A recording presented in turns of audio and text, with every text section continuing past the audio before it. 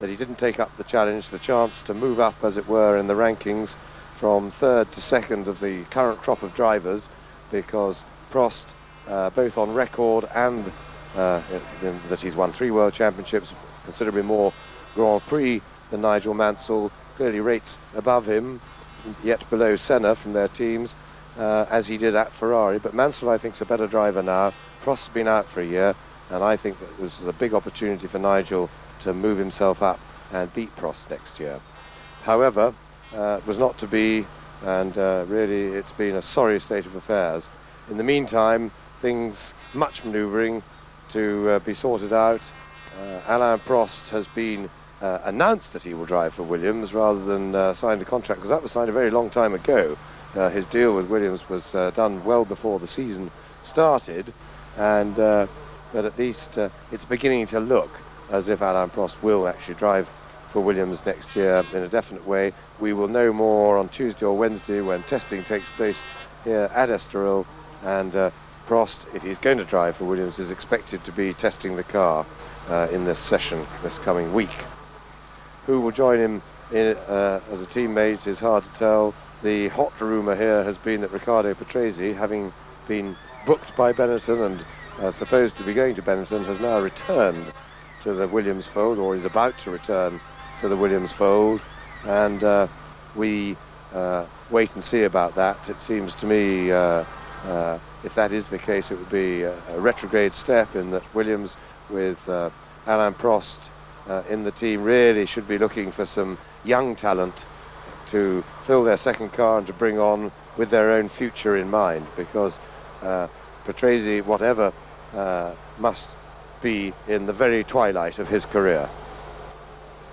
And incidentally, just to tell you how high Senna's feelings are running, he has several times here at Estoril accused Prost openly of being a coward for not being prepared to drive in the Williams team with him, Senna, next year. But hopefully we're going to put all that behind us now, because in just a few minutes the 1992 Portuguese Grand Prix will be starting to run its 71 lap length. And in the pit lane, as ever, is Jonathan Palmer, although I imagine he's on the grid at the moment. And of course, as ever, tyres are going to be very important, tremendously important. Last year, they cost Mansell the race. What about this year, Jonathan? Well, things seem pretty calm down here on the technical parts to break. Nigel Mansell has put his car on pole position. Ayrton Senna and Gerhard Berger on the second row. Then it's Michael Schumacher and Martin Brundle. Mika Häkkinen and Michele Alboreto. On row 4, row 5 is Johnny Herbert and Jean Alesi. And Alesi said he was going to take it easy in the first, well, until the tyre stopped. Then Boutsen and the Cesaris, Gasho and Comas are on row number 7. Row 8 for Olivier Gruyaren, the second Ferrari of Ivan Capelli. The second footwork we find on the 9th row with Guri Suzuki, and then Gianni Morbidelli joins him there. JJ Leite and Mauricio Gugelmin are on row 10. Pierluigi Martini and Carl Wendlinger on the 11th row. Emanuele Naspetti and Stefano Modena on the penultimate row, and on the last row Ukio Katayama and Christian Fittipaldi. And that are all 26 cars present here in Estoril. Well, this is going to be a race, I feel, apart from the normal mechanical unreliability, that will be won or lost in the tyre strategy, because it's difficult to overtake here. It's difficult, let's say, for Benetton, who are going to be very strong in the race, to try and get past the two McLarens, the cars directly ahead of them on the grid, and of course, likewise, McLaren with the two Williams.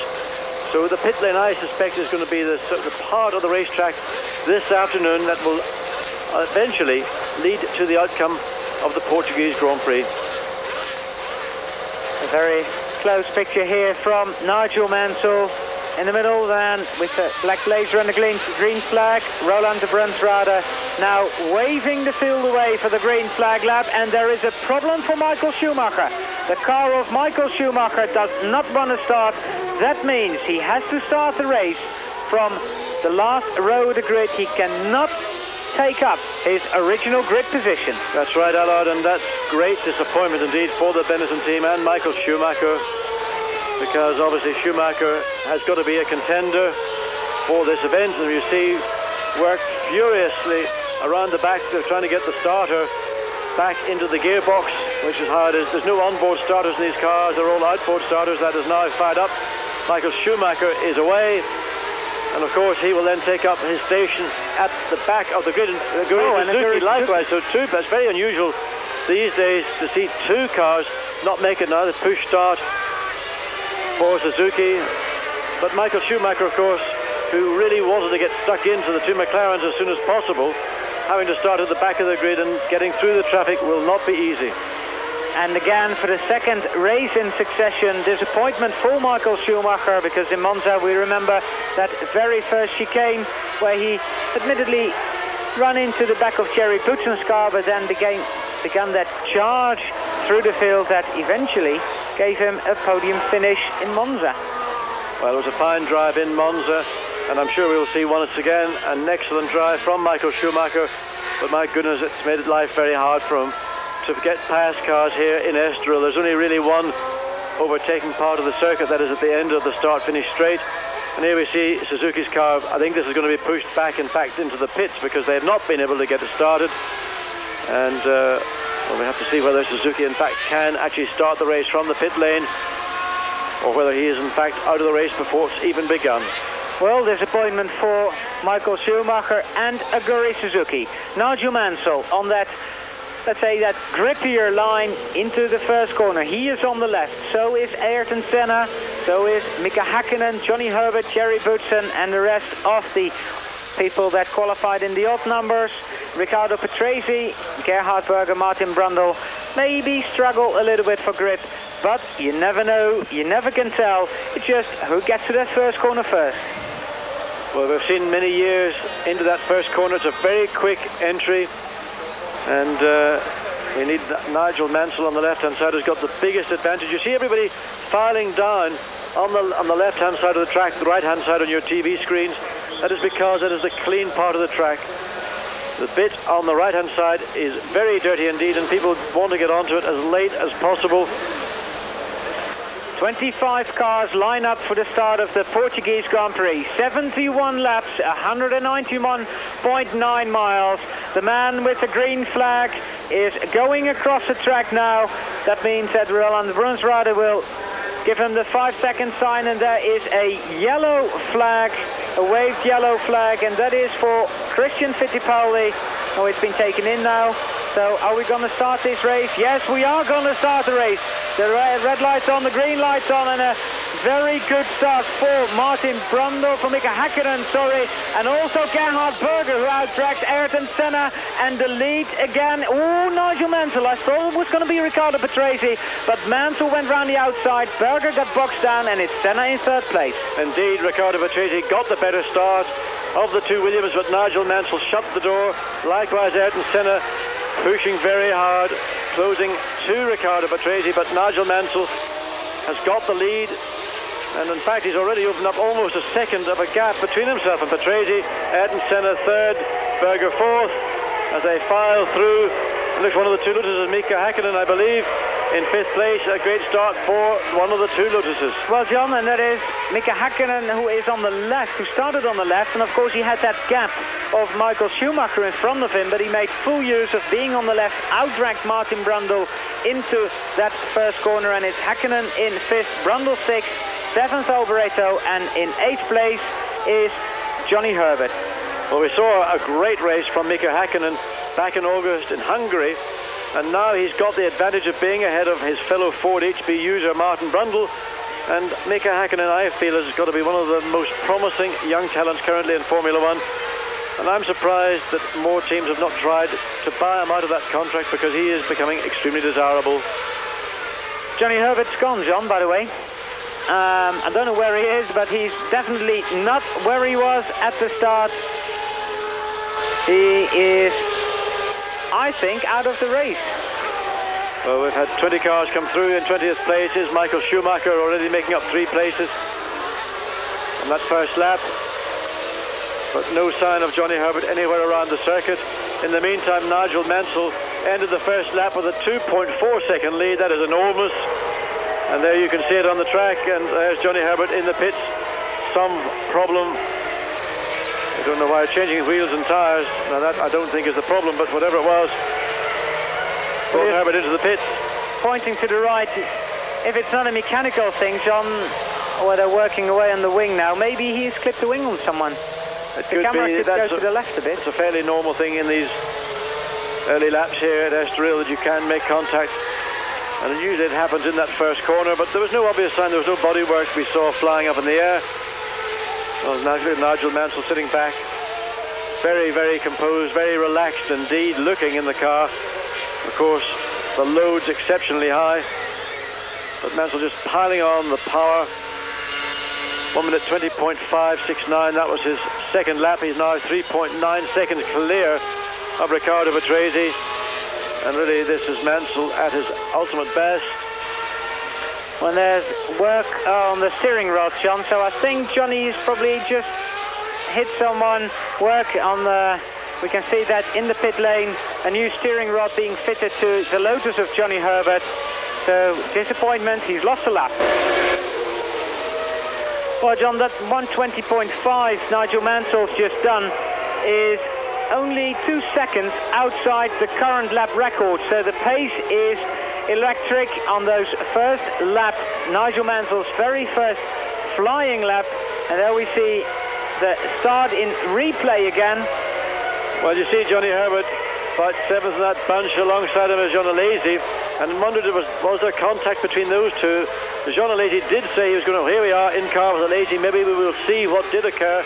But I suspect Hakkinen and Herbert and Alesi came into contact in this first right-hand corner, and that is why his steering arm or track rod, whatever you like to call it, got damaged. Well, we didn't have that opportunity, but here we are back with Nigel Mansell, end of the third lap. Still 1 minute 20.262, 4.7 seconds ahead of Riccardo Patrese, and just Mansell is flying away from the field. Riccardo Patrese's lap time about half a second quicker than the rest of the field, but Mansell a second and a half quicker than everybody else here. And really, if he continues at this pace, he probably will end up lapping the entire field, even potentially including his own teammates. So Mansell leads Riccardo Patrese. Ayrton Senna is in third place. Gerhard Berger is in fourth, lapping a little quicker than Senna. Mika Hakkinen in fifth. Martin Brundle is sixth.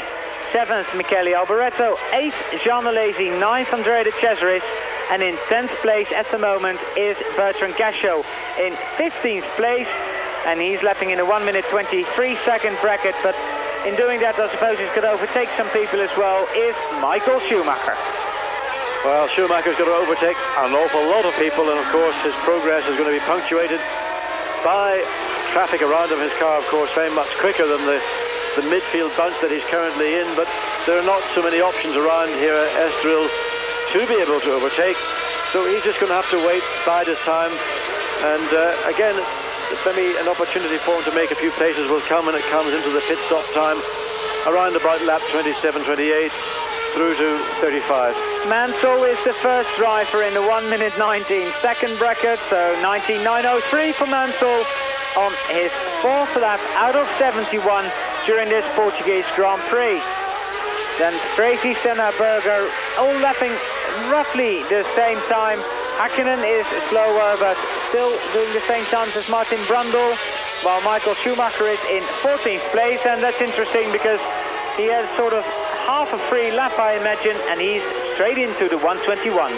Well, he's up behind our good old friend and Eurosport sponsored Olivier Grillard, and of course this is racing for position, but I would imagine that come the end of this fifth lap that we'll see Michael Schumacher clear of Olivier without any problems, and in the next 2 to 3 laps he'll be into the top 10, and then things will start to get a little bit more difficult, because then those are the cars that are lapping closer to the pace that Schumacher can run at with the amount of traffic that will be around him.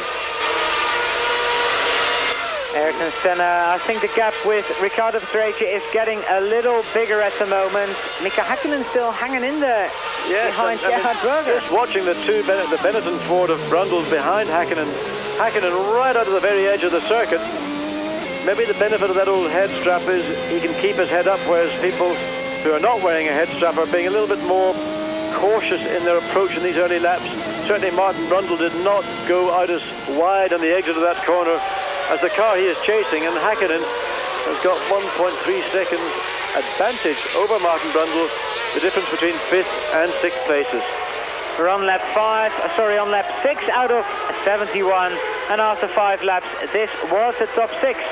Häkkinen and Brundle completing that top 6. Alboreto was in 7th. 8th was Jean Alesi, 9th André de Cesaris, and 10th Thierry Boutsen. It's still very early days in this race. This is a very new camera angle on board the Williams FW14 of Nigel Mansell, and this is the speed he's traveling at, going round that long right-hander. And the good thing about... Yes, and that was problems with the hydraulic pump, which is they've experienced again here, and they believe that the problem is that they've got a lot more vibration from the RS4 engine, but it's not just the fact that it's the RS4 engine. It's coincided with the change back to pump fuel, and that requires a substantial change in ignition timing, and this the Williams team believe is what has upped the vibration substantially, coupled of course with the fact that in the RS3 engine and previous setup, the main hydraulic pump wasn't mounted on the engine. It was mounted, I think it was run off the gearbox, and that makes of course a very substantial difference. So Nigel Mansell already, as we say, cruising, just extending his lead now at a comfortable pace, going probably a second a lap or nearly a second a lap slower than he could if he was pushing it, and that that may not sound a lot, but for these drivers at the top level, that's a big difference. That's the difference between flat out and taking it very easy. Well, very depressed Nigel Mansell said to me yesterday, and he's certainly honouring his promise. He said, tomorrow I'm going to go as fast as I possibly can, having taken pole position here, because all I want to do is to get away from the place as quickly as I can. Having, of course, he hopes, achieved his 9th win. Over the line he goes. Now, he's got the full length of the finishing straight. That's the fastest lap so far, 1 minute 19.3, which is exactly... Nigel Mansell has just put up another fastest lap in this race, 1:19.382, and that's just a second outside the current lap record after 7 laps into this 1992 Portuguese Grand Prix. His advantage over teammate Riccardo Patrese is 7.7 seconds. Ayrton Senna is nearly 3 seconds behind Patrese. Then it's Berger, Häkkinen and Martin Brundle, who both just put up their fastest lap of the race. Michael Schumacher still going strong, running in the 121s at the moment, and he is in 13th position. Well, Nigel Mansell pulling out about a second lap from Riccardo Patrese, and this is a magnificent performance from Nigel Mansell. This time there appears not to be any messing around. This is Mansell going for his 9th and record-breaking victory in one season, and he's decided he wants to have it, and he's going to go out of this Grand Prix career with being the winningest Grand Prix driver in one given season, and I for one would wish him every success in achieving that goal. Ayrton Senna, Gerhard Berger and Mika Häkkinen, who's pushing absolutely on the limit, and it's nice to see the enthusiasm of a young Grand Prix driver pushing his car to the limit. We often get accustomed to seeing people who've been in Grand Prix racing for quite a long time only doing enough just to keep them in there. But when you see someone like Häkkinen or Johnny Herbert or other young drivers coming along who are pushing all the time, very refreshing. Like the man who's still in 13th place, Michael Schumacher. Schumacher in 13th behind Eric Comas at the moment, while still leading Nigel Mansell. Riccardo Patrese is still in 2nd, and I think, John, we could well see a bit of a status quo at the moment, apart from Schumacher moving up through the field until we get to the tyre stops. Yes, I do think that a lot of people are trying to judge this race. They don't want to take too much out of themselves physically before they get to the tyre stops. Of course, cars and full tanks around the Estoril circuit, very high loads, and it was literally you just run out of gas physically before you get to the tyre stop. In that little stop, you get a moment or two to catch your breath. It's a very short, maybe 10 seconds at most in the pits, but the in and out give you that little opportunity, and I suspect that once they go back out, we'll see the main threat that any one of these Sennas or Bergers have got to make being implemented. But remember, Mika Häkkinen, he's the man I'm really keeping an eye on, because he's the one that's providing me personally with the most enjoyment so far in this Grand Prix. And he's gaining about 0.2 of a second over Martin Brundle every lap, and he's keeping in there with Gerhard Berger. Although he's 1.8 seconds behind, he is still, if Berger makes a little mistake, Häkkinen will be there in a flash. So that is the excitement in this race, and Michael Schumacher is having quite a lot of problems, I think, getting past Eric Comas, because he is still in 13th position. That's the problem when you get to start at the back of the field. You'll come up against people whose cars are not as quick as yours in a lap, certainly not as quick as you around that long, fast corner. But if you don't judge it correctly, then you will be stuck behind them. And Michael Schumacher's now got to start applying a little bit of that common sense that I know he has to find a way past Eric Comas. And of course, they are racing for position, so Comas has got no need to find to allow Michael Schumacher to get through easy. We see Berger, then Häkkinen getting well up that curb on the exit, coming onto the start, finish straight. And undoubtedly, that's the benefit the V10 engine has been giving Ligier this year, an engine that probably was going to find its way into the back of the McLaren.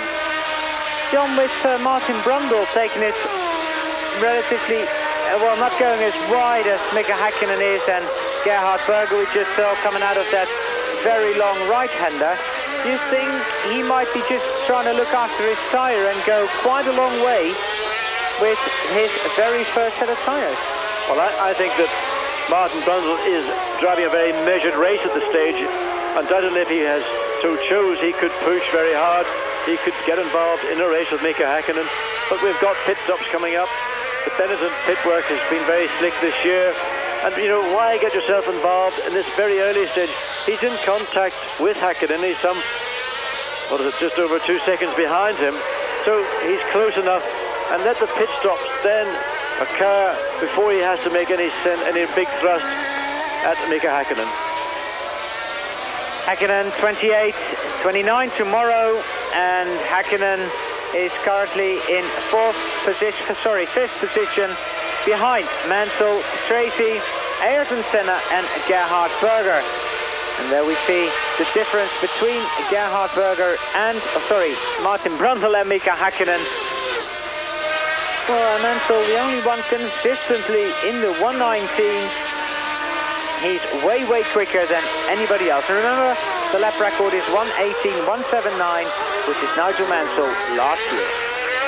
Well, Mansell is momentarily slowed down. He charged very hard for the first 11 or so laps. We're on the 12th lap now.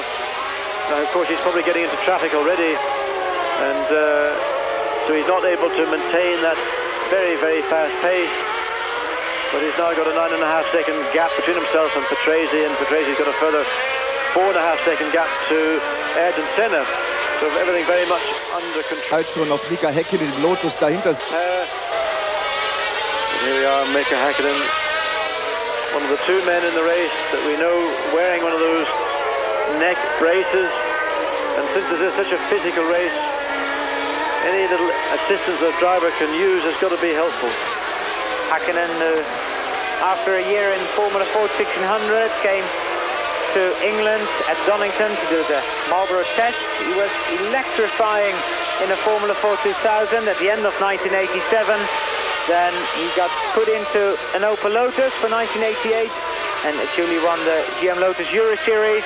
Then went on to Formula 3 with the same team he was running with in Opel Lotus. That wasn't a very successful year. He went then to Dick Bennett for a year in Formula 3, won the British Formula 3 Championship amongst other things, and Mika went straight into Formula 1 with the Lotus team, and he's in his second full year of Formula 1. Well, Martin Brundle visually, I would say, beginning to eat into Mika Häkkinen's 5th place. Not a great deal, and John Alesi has decided that he was going to take it very easy, as he told us before the start of the race. and his car well and truly beached in the gravel traps. Steering wheel off, radio plug disconnected from the helmet, and a very disappointing Grand Prix for Jean Alesi. And well, I know he said he was going to take it easy. He was running in 8th place. Well, there you see the back end just snapped away from him, and that's been the problem Ferrari have been suffering here throughout the weekend. And a very disappointing end indeed for Ferrari. And Jean Alesi, of course, his teammate Ivan Capelli, well off the pace throughout the weekend. And I think really for Ferrari and Alesi, they're just delighted that this Grand Prix is now over. They can look forward to Suzuka in October. Now, that's not going to be an awful lot easier because there are a lot of bumps and it's a very, very demanding circuit. Martin Brundle going round that very, very fast right-hander. It's a sequence of right-handers where you get a lot of G's onto your body, and John, you were actually spot on when you said about 3.5 G, because that is exactly what they are carrying, especially coming onto the main straight for a very long time indeed. Well, it's around about 5 to 6 seconds, but what really is the torturous part of it is that when you enter that corner, the load isn't quite as high as 3.5, but it's building up rapidly, and it's at the very end of the corner, after those 5 or so seconds, that the load is at its peak. So it is a very, very tiring corner, and this is probably, outside of Silverstone, I would say, the second most physical circuit on the Grand Prix calendar. The new revised Silverstone Grand Prix circuit layout is extremely tough, extremely demanding, and particularly in a very high downforce car such as a Benetton or a Williams for that matter. And any Grand Prix there these days, the driver takes a real battering. The top 6 is still the same while we are riding with Nigel Mansell leading the Portuguese Grand Prix. He is on lap 15 out of 71, and it's still very hot. You can see the blue sky. There's some clouds, but not very many, and when you're in the sunshine out of the wind, it is very hot. And look what a gap Nigel Mansell has over his teammate Riccardo Patrese, who is 9.7 seconds behind. John, I suppose it does mean that by the time we get to tyre stops, Nigel can take it easier. He knows he's got nearly 10 seconds in hand. It's not really so much Nigel needs to take it easy, although it's the team. When Mansell comes in, they can allow themselves that extra second, which when you consider a pit stop, tyre stop these days is being done in and around the high 6-second bracket, low 7 seconds. An extra second appears quite a long time in that window of time, but in fact it allows the people to ensure that they put that nut back on the thread correctly, and when the gun goes on, it's going to go back into its seat, and the wheels stay on, and not have a repeat of the disaster for Mansell and Williams here last year. But of course, the entrance to the pits, not particularly quick. Exit is quick, but the problem is then you have to overtake cars that have not been in the pits, and you've got that window again of about 10 or 12 laps where those cars that are coming in and going out, you've got to get past them. It's always a tricky moment. You hope that they will have seen you, and especially if you're passing maybe groups of 2 or 3 cars, you hope that the man who's the end of that group is aware that you're coming through. The top 6 running relatively close apart from Nigel Mansell, but after Brundle there's a 17-second gap to Michele Alboreto. Andrea de Cesaris is a further 10 seconds behind. Gasho is now in 9th because Alesi's gone. 10th Jerry Boutsen, 11th Eric Comas, and 12th still on that same spot behind the Ligier is Michael Schumacher. Well, interestingly, Michael Schumacher's times are about 2 seconds a lap slower than those of his teammate Martin Brundle, and that is because he just can't get that momentum up again, and he is just bogged down in 12th place. Now Mansell lapping Christian Fittipaldi. He's got a Kia Katayama just ahead of him, and this is the point in the race. You see the 2 Jordans running nose to tail. It's quite a long time since we've had the chance to see those 2 cars running on the circuit together. Guzman just ahead of Modena, but Katayama really now needs to be aware the race leader is on his gearbox, and you can see Katayama, the back of the car sliding. Now Mansell, I think, is going to dive down the inside, coming out of this right curve down into this 3rd gear left-hand corner, but will Katayama give way? Well, he allowed him through, but Mansell wasn't really sure. You could see that he was sort of half on, half off the brakes. He was waiting for a signal from Katayama to say, yes, I got you, Nige, go through, or whatever, how he would say it in Japanese. Mansell, who's now going to lap Modena and Gujumin. Gujumin, the first of the two Jordan Yamahas. And the Jordan personnel, again, been having a busy weekend because I think they had 3 concerts with the Pit Stop Boogie Boys, John. Yes, they did. They were involved in that little Formula 1 Grand Prix band, but that's all behind them now. They played on Thursday evening to the assembled teams. But you see the straight line speed, the differential is not that great. I mean, the Yamaha engine is meant to be pretty slow in terms of horsepower. Well, Mansell struggled to get past Stefano Modena. The difference is that Modena's car is running a lot less downforce to try and balance out the grip against top speed, whereas Nigel Mansell can use the power of his V10 Renault engine by just putting more wing on the car. So he's got a stall-out speed of the high 180 miles per hour down the straight. Let's watch again with Maurizio Gugelmin. On acceleration, Mansell's car should be a lot quicker, but in terminal speed, there didn't appear to be a great deal of difference to me. Now that's, I would say, encouragement to Yamaha, but of course what they need is about another 100 horsepower to enable Jordan to take full advantage of that chassis. A very fine chassis it is too. The gap between Mansell and Patrese at the moment is 5.2 seconds. Also, because there's a lot of traffic ahead of Nigel Mansell, who is now lapping Aguri Suzuki. Or is that Patrese's car we're riding with? That's Patrese's car, I think, yeah. Anyway, Schumacher has passed Eric Comas and is now in 11th place. Well, he's gone from the frying pan into the fire, because if he thought Comas was hard to get by, he'll have a lot more difficulty, I would say, getting past Thierry Boutsen, because of course Boutsen, a very experienced campaigner, and he's not going to want to concede his 10th place. And the same kind of problem that he faced, losing his momentum, is exactly the same situation he's in right now.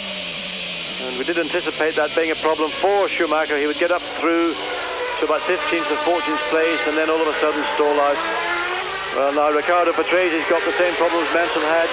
You see Christian Fittipaldi in the Minardi Lamborghini. And around here, you can't do an awful lot to get past now. Pulling out down the inside, under braking, blue flag being waved at Fittipaldi, 3rd gear, then 4th gear just about here, 5th gear just after the bridge. And now he's got all that traffic that was a problem to Mansell to be faced by Riccardo Patrese. Mansell leads Patrese after 18 laps out of 71 here in Estoril. Then it's Ayrton Senna, Gerhard Berger, Mika Hakkinen still 5th, Martin Brundle still in 6th place. Michele Alboreto 7th, 8th Andrea de Cesaris, 9th Bertrand Gachot, and 10th is Thierry Boutsen. All the lap times are similar in the whole top 10. There's probably going to be a status quo for about 5 or 6 laps, and after that we're going to get pit stops. Join us very shortly here on Eurosport for more Grand Prix action from Estoril. Second lead. He would have hit them maybe a couple of laps earlier, but he still could have had that because he was pulling away at 2 seconds a lap for the first couple of laps, and he certainly could have pulled away at over a second a lap subsequently, and he then would have had a much bigger comfort cushion, which I believe is a term he uses. Now, the gap has gone out to 8 seconds as Mansell has got clear, and Patrese is still fighting his way through the first one. Jordan, no, and not making a decisive enough move there on Stefano Modena. Certainly not a good way to lose a Grand Prix, getting punted off by a back marker, but I would have thought he could have shown his nose there. And Jonathan Palmer has news of Michael Schumacher. Yes, I think Schumacher's just about to come in, and indeed he does, putting on another set of tyres, doing his pit stop early. I'm sure, James, in an effort to try and not be held up any longer than he needs to by those cars ahead of him. Yes, I would agree. Good tactical move, that. No point in sitting in traffic when you can make your tyre change and get into action a little bit earlier. Lap 20, but remember, he's now got 50 laps to do on the second set, which is pushing it a bit. They have to weigh up the team and the driver as Senna comes in. Ayrton Senna has also gone for a fairly early tyre stop, and that may mean that the heat and the higher abrasiveness of the track, courtesy of last night's torrential rain. 5 seconds. Welcome back here in Eurosport, by the way, but he wasn't the first man to stop. That was Michael Schumacher, who stopped just before him. But an early stop and a very quick stop from Ayrton Senna. Well, here we are back in car with Riccardo Patrese now. He's got Maurizio Gugelmin. And we saw Patrese just before we went to the commercial break having all sorts of problems getting past fellow Italian Stefano Modena. Is Gugelmin going to be any more generous? Well, he is indeed. Mauricio allows Patrese through, and really that was good driving on the part of Maurizio Gugelmin. He didn't really lose any time. He allowed the second place man to get through unimpeded, and I wish I could say the same for a lot of other drivers out there this weekend, because use of the mirrors is crucial. I know it's a difficult circuit. Everybody wants to stay on the line as much as possible. Well, there are places that it's possible to get past, places it's impossible. Patrese got through cleanly. Of course, Nigel Mansell on the 22nd lap of this race, he's 10.5 seconds ahead of Patrese, and I think Patrese probably lost a couple of seconds when he got caught behind Modena. But now everything back to normal. Berger third. Of course, Ayrton Senna had a fairly early pit stop. Now I'm surprised for Senna coming in so early. Ordinarily he's the man that knows best how to look after his tyres. Well, Senna now down to 6th place, some 11 seconds behind Martin Brundle, who's only 1.5 seconds behind Mika Häkkinen. Well, and his stop, John, was about 7 seconds better in total, that is with coming in and out of the pits, than Michael Schumacher's one. Ayrton Senna's lap of 1:32.9, Michael Schumacher of 1:39.7. After 21 laps, this is the current situation with Ayrton Senna in 6th place. Interesting what the lap times are going to do with Senna as well now, John. Well, he's on a fresh set of rubber, as is Schumacher, so it will really depend just where they came back into the field. They may have just dropped back into the middle of a busy bunch of fighting cars, and they'll not get any significant advantage out of those new tyres. I think another man that has had a problem was Eric Comas. I don't know whether he changed tyres. I think he's actually had a spin or something, because his time is not gone up dramatically, but his position has gone down dramatically. He's now in 17th place. Schumacher is 15th, and that's a 1:99 for Schumacher on his very first lap. And Gerhard Berger comes into the pits. Gerhard Berger, and that's going to be another good stop by 5:11. I mean, the McLaren team is blindingly quick with pit stops, and also Carl Wendlinger out of the pits on a fresh set of rubber. Or was that Naspetti? Well, I think it was Naspetti actually. Gerhard Berger, of course, very keen to get past the march. Hand up indicating please go through, Gerhard. So, in fact, these tyre stops coming a little earlier than were projected. Undoubtedly the heat of the day, and the fact also that the circuit must have been washed clean last evening when we had that monsoon. It went on for about an hour and the water ran everywhere. So that could be leading to a much higher wear rate than we had anticipated. Certainly than was anticipated by Goodyear. Of course, the higher temperature today also having a contribution to that. Well, Mansell comfortably in the lead, dropping into the 1:21 bracket. Patrese in the pits for his tyre stop. Now this will be the first tyre stop for the Williams team. They're under pressure. They know how quick the McLaren team was. The problem with the back with the jack. Something has gone wrong at the back of the car. The jack looks like it's broken, or the jack has collapsed. Now we see another Benetton in the pits. That must be Martin Brundle. So a disaster for Riccardo Patrese, and again disaster for the Williams team. Brundle in and out very quickly indeed. Well, I knew the race was going to be, let's say, dictated by pit stops, but that is utter disaster for Riccardo Patrese. Martin Brundle had a very good stop, and I think we could well see, I don't know whether he was just ahead of just behind Riccardo Patrese coming out of the pits, but whatever the gap was, Brundle's closed it. The current situation at the moment on the track is that Nigel Mansell leads Riccardo Patrese about 18 seconds. Then Mika Hakkinen, Martin Brundle, Ayrton Senna, Gerhard Berger, Michele Alboreto in 7th, 8th André de Cesaris, 9th Olivier Crouillard, and 10th Bertrand Gachot. But who is second at the moment, and when is Mika Hakkinen and Nigel Mansell, are they going to make their pit stop? Well, Mansell ought to be coming in fairly shortly. But he should have a very comfortable cushion now between himself and whoever is in second place. Could be this man, Ayrton Senna. In fact, looks very much like it is Ayrton Senna. Let's just check the gap as he comes across the start-finish line.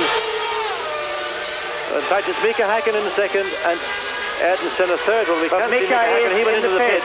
Mika Hakkinen had gone into the pit. There was almost 30 seconds. Now, that is enough time for Mansell to come in, put on fresh rubber and get back out again and still retain the lead, assuming there isn't a failure with a jack or a problem during that tire change, the kind which we saw with Riccardo Patrese some few moments ago. And Riccardo Patrese, John, I think is now behind Mika Hakkinen on the track, because the gap between Berger and Patrese is quite a lot, and Hakkinen should be in between those two. Well, Estoril's always provided drama, whether it's on the track or in the pit lane, and it's living up to its reputation yet again this year. McLaren had two superb pit stops. Berger just over the 5 seconds, and Ayrton Senna just under the 5 seconds. And in fact, I think that Senna pit stop must be the quickest one we've ever seen here in Eurosport. I'm not sure if I've seen a 4.9 second, 4 tires off, 4 on, and out of the pits. Michael Schumacher currently in 10th place. Gachot 11, Ivan Capelli, the sole Ferrari in 12th. Eric Comas back up to 13th. Carl Wendlinger 14th. Thierry Putz in 15th, he's been in as well, of course. So Schumacher breaking into the top 10 finally, and that's taken him some 25 laps. Well, John, Nigel Mansell has got a 30-second lead over Ayrton Senna, and look at this, 1:18.8. There is Riccardo Patrese. The man's mad. I mean, mad. Well, I don't think he's mad. I think he's just very annoyed. Partly because of your question to him in the grid, Allard. But also that pit stop was a total disaster. Riccardo Patrese knew he could win this Grand Prix. He was just waiting for that little break to fall in his favour. It certainly did not do that in the pit stop. But remember, there's still a lot of motor racing here in Estoril. It's a 71-lap race. We're only on lap 26. Reliability is undoubtedly the biggest factor for anybody here. So it's still very, very early in this Grand Prix. John, with pit stops coming very early, you think we might see another pit stop near the end of the race? Well, I wouldn't be surprised, because those people, particularly like Schumacher and Senna, who did make early stops, may well have decided that it's beneficial to try and go for 2 stops rather than string it out on one. It just depends on how quickly you can get in and out and the degree of traffic around the circuit at any particular point. But it may be part of the team play that McLaren have decided to go for. Certainly Ayrton Senna will use any available opportunity to improve his station. He knows he can't beat the 2 Williams in a straight speed fight. But if they can out-strategy the Williams team, and so far they've done it with the pit stops, they've gained on Patrese something like 14 or so seconds through that pit stop. Well, that's how you get into the results. Well, Kia Katagama off at the same part of the circuit as we saw Jean Alesi about 10 laps ago. Forget about it, Kia, your car's beat like a whale. And he's got the engine running. The regulation says as long as the engine is running, the marshals are permitted to push the car back onto the track. Well, all the stones and gravel being now, can he keep the engine running? Oh, he has. So that has enabled Katayama to get back into the race. But if that engine had been stalled, then he was out of the race. That must have been the case with the Lacey. So Katayama very fortunate this time to be able to continue. John, I think the frustrating bit for every driver currently on the circuit, apart from Nigel Mansell, is that Mansell has not changed tyres yet and is still lapping in the 1:19-second bracket. Well, Ayrton Senna on his fresh tyres, and as we see Ivan Capelli just another great pit stop, 5.33. You wouldn't have thought at this part of the season that teams would be quite as sharp and crisp in the pit lane with these pit stops. particularly with Capelli running so far down the field. He was in 13th before that pit stop. Well, the Ferrari team doing another wonderful job for Ivan Capelli.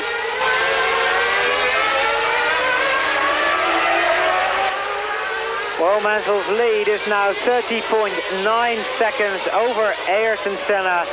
Time enough for Mansell to come into the pits, change tyres and get out there again. Riccardo Patrese is lapping in the 1:18s. He has the fastest lap so far this race, a 1:18.666 for the Italian. And Michael Schumacher is up to 8. Now, oh, JJ, what are you doing, JJ Leto? You should have allowed Gerhard Berger through there. You know, it doesn't really cost you any time. And Berger had to get on the old anchors very sharply indeed to avoid contact with the rear of the Scuderia Italia and the front of the McLaren.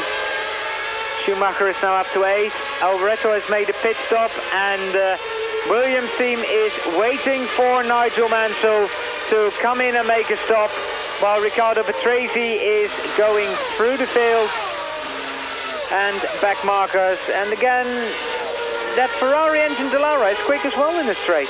It's very quick, but this is going to be a little interesting part of the proceedings for me. Riccardo Patrese is closing down pretty quickly on Gerhard Berger in 3rd place, and I just hope our director keeps with this, because this is going to be one of those little moments in Grand Prix racing which will certainly give me pleasure, and I hope it will you at home watching on Eurosport, because we might actually see a bit of motor racing. We haven't seen a great deal of it so far here in Estoril. Berger getting through traffic, trying to put as many cars between himself and Patrese. In the infield, Nigel Mansell finally coming in on the 29th lap, coming in very slowly indeed, not taking any risks to lock up, giving the Williams team every opportunity to execute a perfect pit stop. Looks pretty good, not the quickest we have seen. Well, 9.45 seconds. There was a little bit of trouble around the left-hand side of Mansell's car, but it should get him back out onto the racetrack and still retain the lead. And he has now got fresh tyres, and he undoubtedly will be able to drop down into the 1 minute 18 second bracket, such as Riccardo Patrese has been doing over the last 5 or so laps. And well, it was a very cautious, almost overly prudent stop from the Williams team, but if they can get the man out in the lead, well, that's all they had to do. See what Mansell's lead is when he comes across the finish line for the 30th time. We're not even halfway in this race yet, and although a lot of people thought it was going to be a race of attrition, after 29 laps we still got 24 cars in the race. Well, of course, that means that life for Nigel Mansell is going to be made even more difficult, because he's going to have to lap them all. And it's in races like this where really you like, from a driver's point of view I'm talking about, you like to see a fairly high retirement rate, because it means that your job is made very much more easily. And there are, as I say, so few places here where overtaking is comfortable that well, Mansell is going to have a lot of work, and he is capable of lapping so much more quickly than the opposition, but it's only in certain points of the circuit that he can actually take full advantage of his superior lap times. Mansell crossing the line, 1:39.7, that is including his tyre stop. Ayrton Senna is still in 2nd place to get now 2.6 seconds, but what will that be after the next lap? Berger in 3rd, Patrese still in 4th. Then in 5th should come past Mika Häkkinen, although there is a very big gap between Patrese and Häkkinen. There it is, 7.8 seconds. And Martin Brundle now lapping around the same sort of speed as Mika Häkkinen, but 1.7 seconds behind. Well, this is a race where Martin Brundle really again would want to impress. He has been in to see Frank Williams, and he also, I think, has been talking with the Benetton team, and dependent really on who goes where over the next week, Martin does need to put in a very strong performance to make any team feel that he is the right man to get into either one of those 2 seats for the 93 season. The top 6, Mansell, Senna, Berger, Patrese, Häkkinen, Brundle and Schumacher is up to 7th place. We continue after the break. And put Mansell down, he's closing. Yes, well, of course, that pump at least is black or white. It either works or it doesn't, and the moment it doesn't work, the car is out of the race. So, and it doesn't wear out, it breaks. So the pressure is not. No, well, what keeps striking me is the bad tactics of Mansell. He's got away with it, but for him to have that superiority, an enormous lead over Senna before the tyre stops, he stopped late compared to the others, and for that lead only to be 2 seconds after the stops says what risks he was taking. Okay, he took 5 seconds longer over the tyre stop, which was the right thing to do, to be absolutely sure, but it was, you know, that he had a much bigger lead than 7 seconds, and he could have had at least another 10 or 15 seconds even lead than he actually did when he made his stop.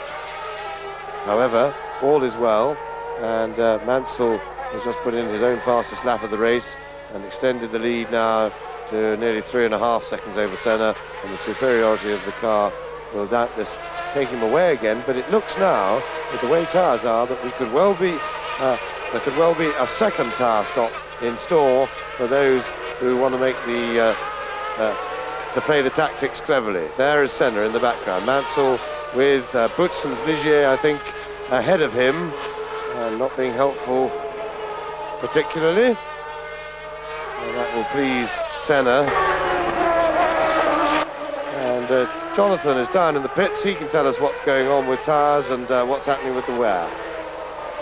Yes, James, your thoughts about a second tyre stop are obviously quite expected, bearing in mind that they stopped so early. I've spoken to the Goodyear guys down at the McLaren pit, and the tyre wear is indeed heavier than they thought, but Lee Gogg doesn't think that, nevertheless... You're watching Eurosport, and Nigel Mansell has just put up the fastest lap of the race, a 1:18.225. Ayrton Senna is now 4.8 seconds behind. Gerhard Berger is a further 11 behind Senna, and Patrese is in fourth.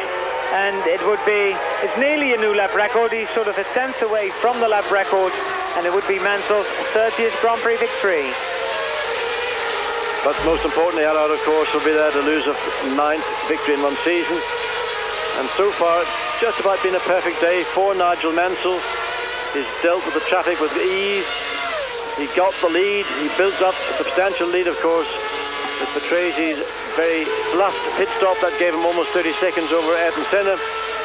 Nigel Mansell had a fairly leisurely pit stop, or more to the point, the Williams team appeared to have a fairly leisurely pit stop. But Mansell got back out in the lead, and he's now increased that advantage over second place Ayrton Senna to over 5 seconds. And really the only thing that's preventing that lead opening up is just coming across traffic.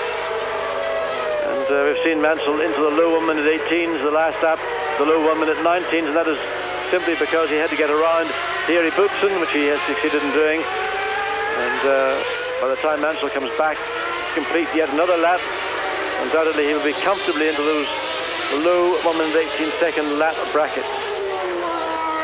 Well, we've lost Olivier Grouillard, we've lost Mauricio Goujumin, Jean Alesi and Johnny Herbert. They're all out of this year's Portuguese Grand Prix, but a very commanding lead from Nigel Mansell. And let's see what the gap is after this lap. It'll probably be about 7 seconds. Well, there's a lot of traffic ahead of Nigel Mansell. He's got a 3 or 4 car train to get past, and of course that will allow Senna to reduce the gap just 6 seconds as he came across the line. But depending just how much cooperation Nigel Mansell gets from those cars ahead of him, certainly you see Riccardo Patrese now very close indeed to the back of Gerhard Berger. I had anticipated Patrese being able to close that gap much quicker, but it's sort of stalled out around about 1.5 to 2 seconds over these last 5 or 6 laps. Again, it seems to me Berger's had the slightly better brakes when it comes to the traffic around Estoril, but that's just the luck of the draw. Patrese did push also very hard indeed on his outlaps on those fresh tyres, and maybe he just pushed that a little bit too hard. He's just taken the initial edge and advantage away, and that's gone back to Berger. Martin Brundle has passed Mika Hakkinen, so Brundle now in 5th position, 18 seconds behind Riccardo Patrese, while Mika Hakkinen is 18 seconds in front of Brundle's teammate Michael Schumacher in 7th. The difference is right now that Schumacher is lapping some 2 seconds quicker, but it looks to me like Brundle and Hakkinen in fact have got themselves caught up in traffic, and I think maybe Martin got past in the traffic rather than just suddenly upped his pace, because they had previously been running around about the same lap time as Michael Schumacher is. That's in the middle 1 minute 20-second bracket. Mansell now beginning to feel the effects of that traffic. Patrese now also beginning to get a clear view of the gearbox of Berger's McLaren, and I would suspect that McLaren maybe have gone for a slightly lower downforce setup to give them the advantage on the straight, where with the Williams they've probably gone for the slightly higher downforce setup to give them the advantage in an overall lap.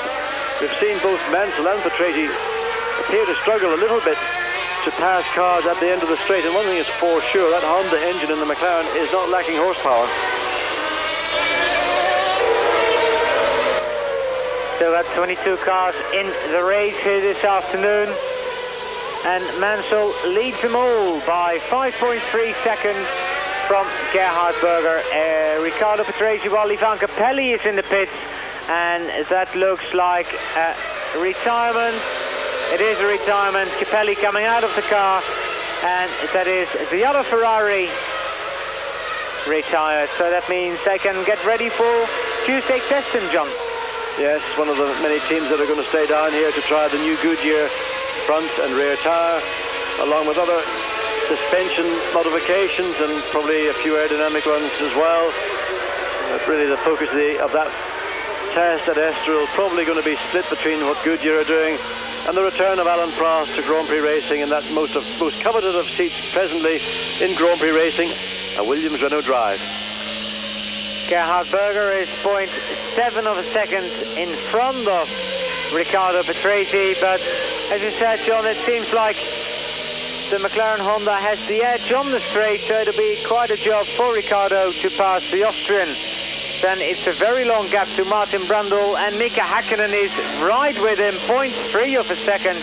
So it's either been traffic or a small mistake from the Finn. Indeed, could have been either.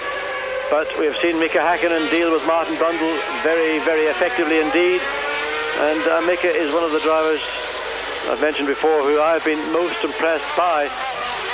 He certainly does like to go motor racing, and by motor racing I don't mean just driving a racing car. He likes to fight in a racing car, and that to me is what motor racing is all about.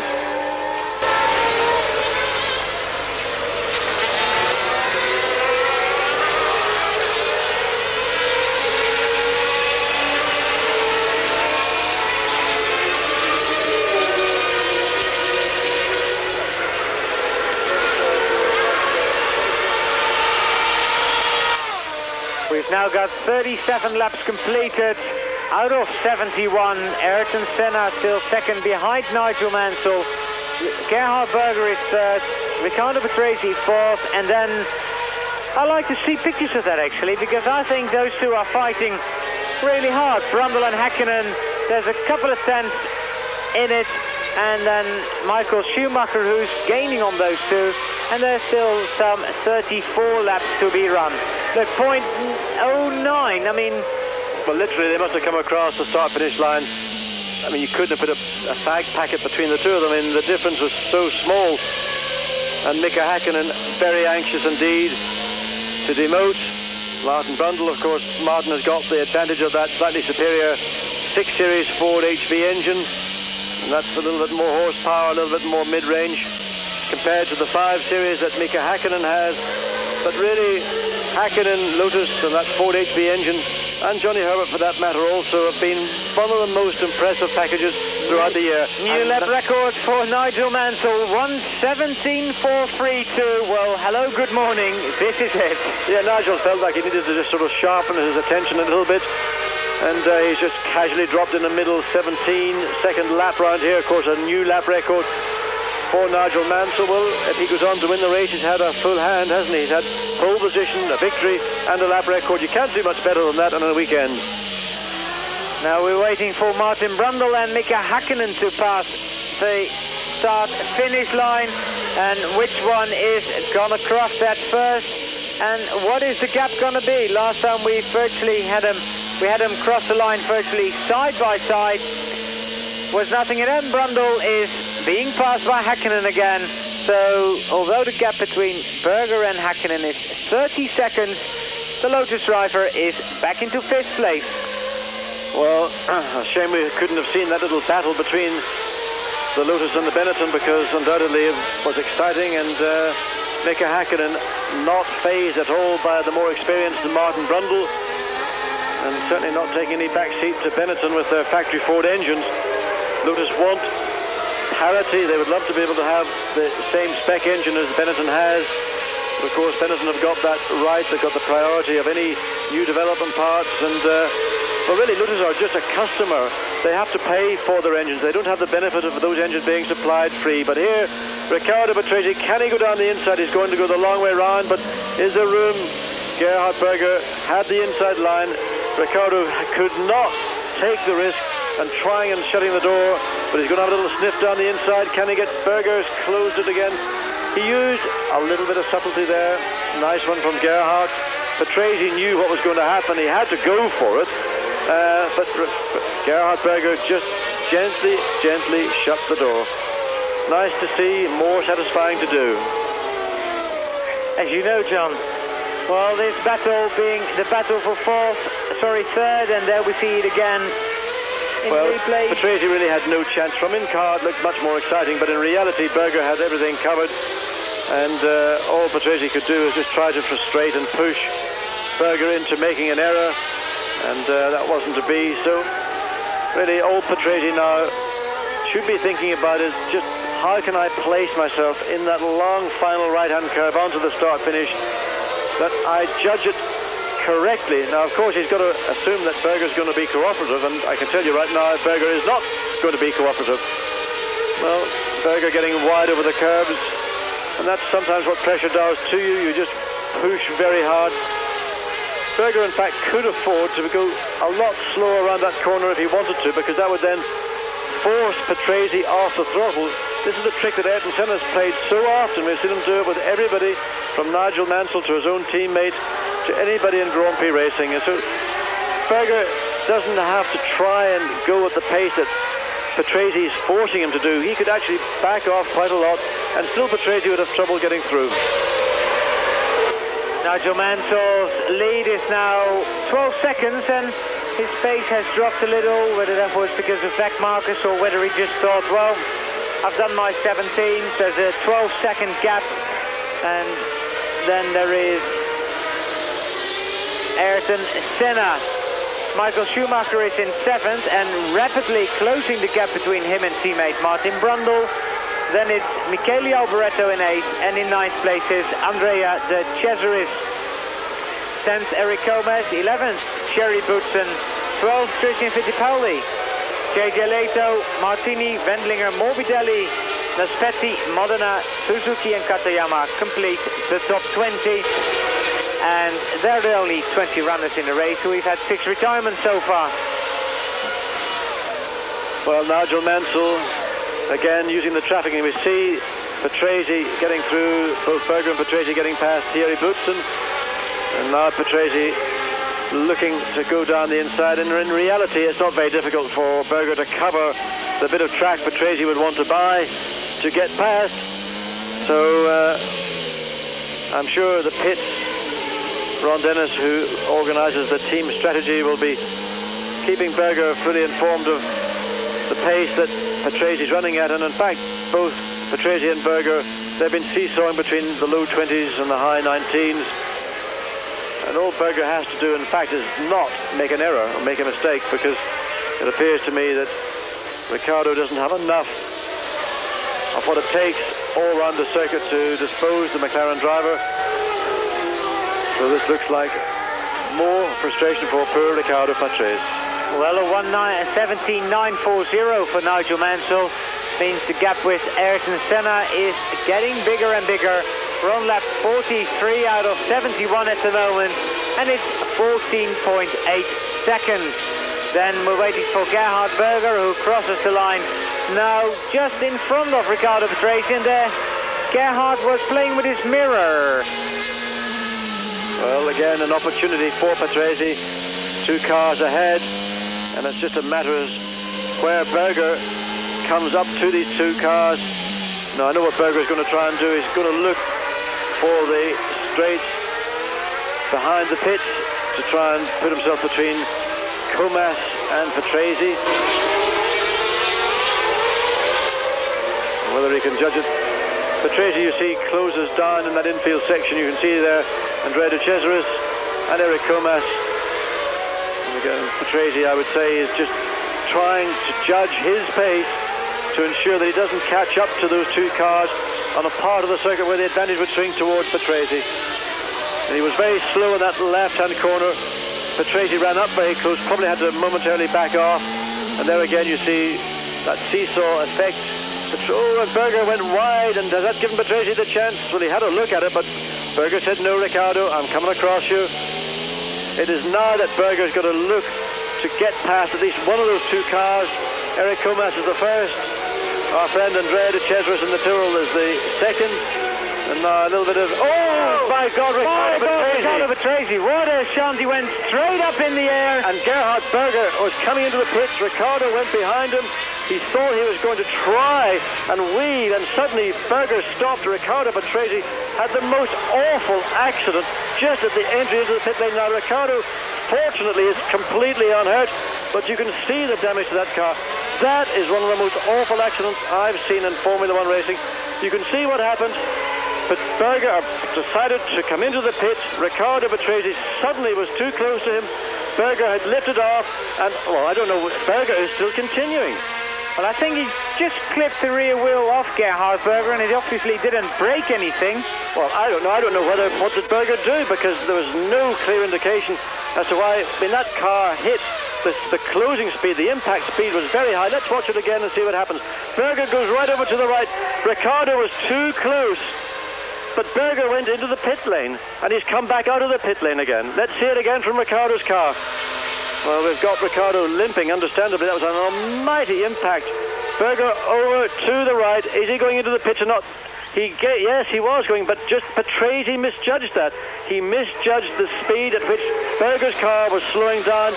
That, I have to say, was Patrase's misjudgment, and we are very lucky indeed to see Riccardo Patrese walk away from what was potentially an absolutely appalling accident. Nigel Mansell leads Ayrton Senna by 14.2 seconds. Gerhard Berger is now dropped back because he has changed tyres. Then Mika Häkkinen has moved up to 3rd place. So a Lotus into the top 3 for the very first time in a long, long time. And before the race, he did say it would be a very nice birthday present if you could get a good result. Oh, Berger actually, sorry, hasn't lost that 3rd place going in and out of the pit. Well, I just wondered, did that little tap on the rear of Berger's car do any damage that we're not aware of? It certainly wasn't a hard impact, because if it had been, it would have taken off the right or the left rear wheel of Berger's McLaren as well. But just shows the dangers of close racing in an open wheel race car. And of course the cars at that point were doing probably close to 180 miles an hour when that impact took place. You can see how far Patrase's car went. Luckily it had the barrier, and Martini out of the race as well. Suddenly something went wrong with his car. Left rear damaged, and again this is on the start finish straight. I wonder, is there debris in the track? I wonder, was that maybe a puncture? Did something from Patrase's car cause that left rear tire of Martini's car to deflate? And here we are in the Williams pits, and I would think Riccardo Patrese. Well, there we see another car. Right front. Yes, that is Michael Schumacher, and there must be an awful lot of debris, principally carbon fibre, splinters of carbon fibre. The mechanics physically had to lift the car up because the nose was so low they couldn't get the jack under it. So Schumacher, the nose back on. They're changing the nose as well, as they did in Monza, and that's a 12.8 second stop for a new nose cone and new tyres. That's not bad, but then again a little bit of drama for Michael Schumacher. He had to start from the very last row of the grid, and now he's got a puncture, and I don't know whether he ran over some debris on the track or something else had happened. Anyway, Mansell leads Ayrton Senna by 12 seconds. Gerhard Berger is in third. Martin Brundle is now in fourth place. And Mika Häkkinen in fifth. While Michele Alboreto is in the points, but one lap down on the leader, Nigel Mansell. And that is after 45 laps.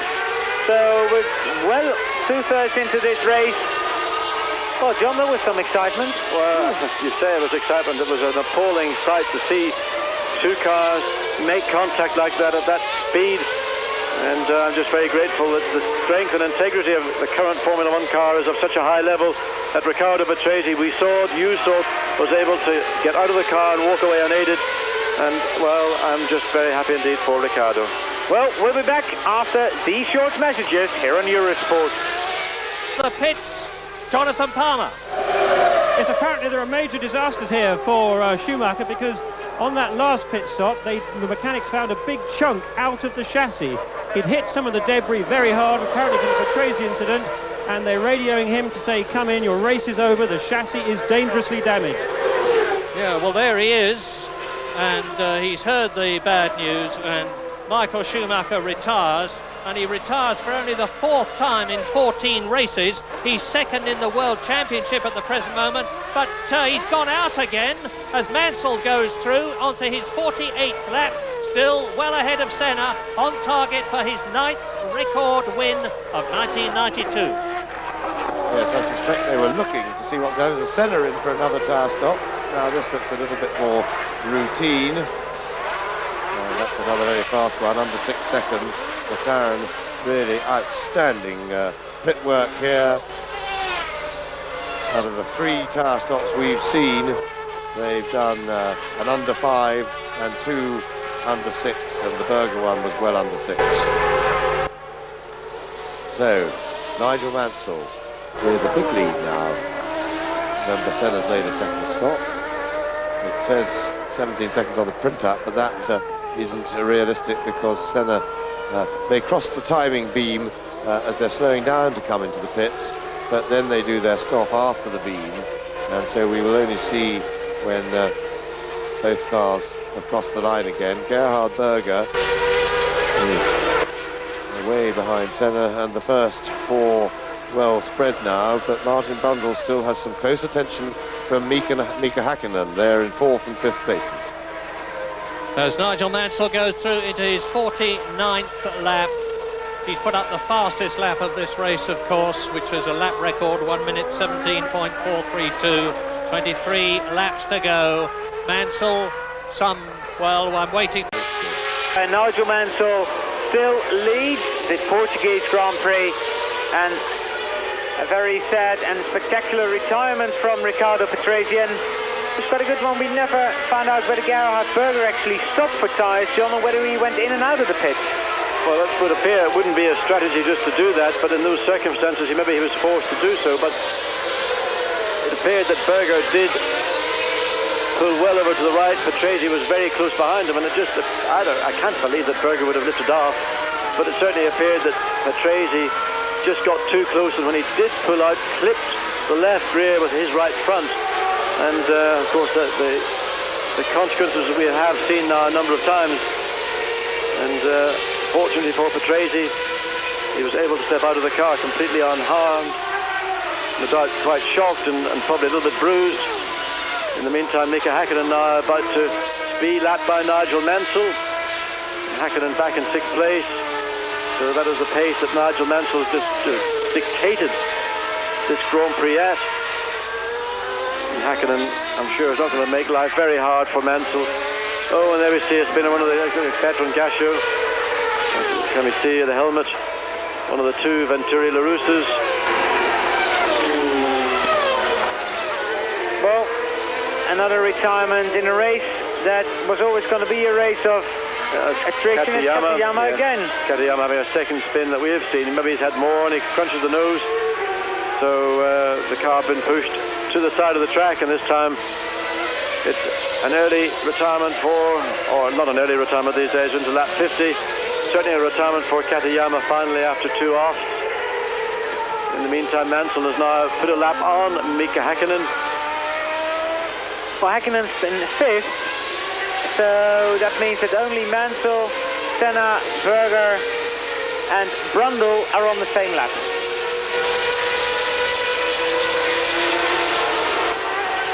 You can see now that Mika Häkkinen, as he comes out onto the straight, is not running quite so wide over the curve as he did in the early part of the race. And the gap between himself and Brundle is now some 3.5 seconds. So it seems that finally Martin Brundle has managed to get the upper hand on his young challenger. Mika Häkkinen, I should say, is now dropped down into the 1 minute 21.8 second bracket, and it's quite a long time since he was running in that speed.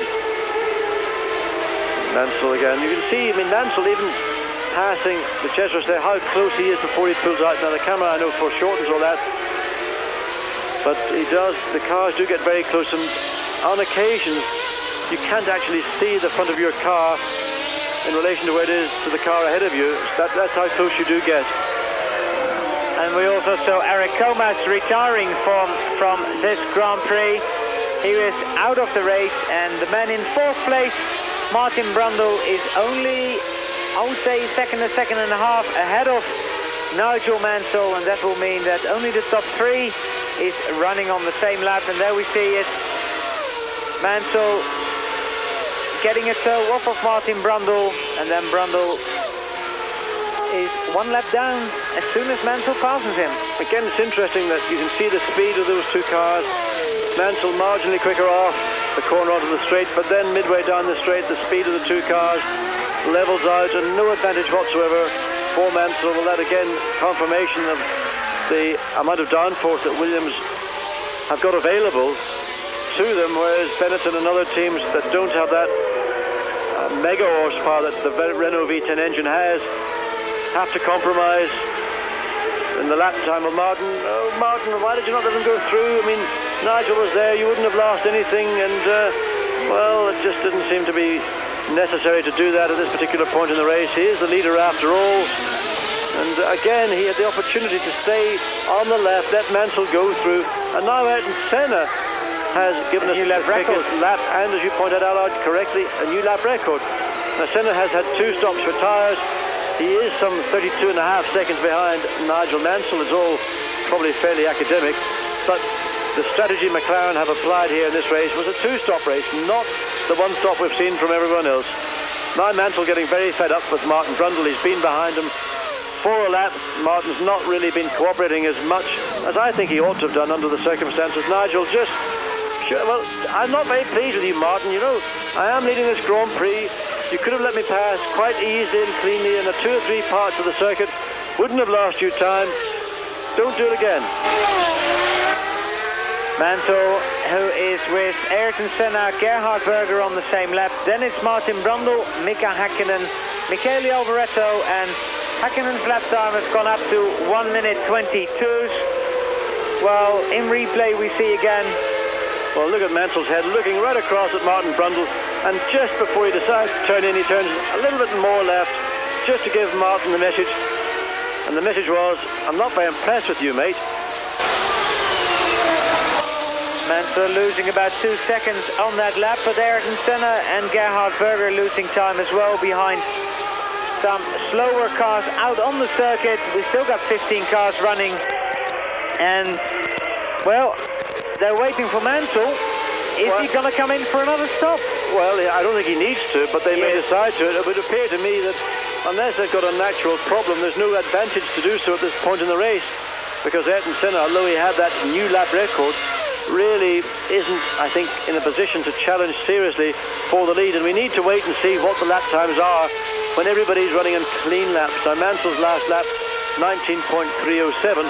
He still was in the process of dealing with Martin Brundle, so it'll only be at the end of this lap that we get a true indication as to the pace Mansell is capable of running at.